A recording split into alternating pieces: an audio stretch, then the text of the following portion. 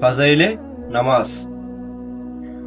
হুজুর সাল্লাল্লাহু আলাইহি ওয়াসাল্লাম ইরশাদ ফরমাইয়াছেন যে, যখন নামাজের সময় উপস্থিত হয় তখন একজন ফেরেশতা ঘোষণা করেন যে, হে আদম সন্তানগণ, উঠো এবং জাহান্নামের যে আগুন তোমরা নিজেদের গুনাহের কারণে নিজেদের উপর জ্বালাইতে শুরু করিয়াছ তাহা নিবাও। অতএব দিনদার লোকেরা উঠে উজু করে এবং জোহরের নামাজ পড়ে। তদরূপ তাহাদের সকাল হইতে জোহর পর্যন্ত গুনাহসমূহ মাফ করিয়া দেওয়া হয়। অনুরূপভাবে আসরের সময়, মাগরিবের সময়, এশার সময়, মোট কথা প্রত্যেক নামাজের সময় এরূপ হইতে থাকে। এশার নামাজের পর লোকজন ঘুমাইয়া পড়ে, অতএব অন্ধকারে কিছু লোক সংখ্যক মন্দ কাজে অর্থাৎ জেনা, চুরি এবং বিভিন্ন অন্যায় কাজে লিপ্ত থাকে,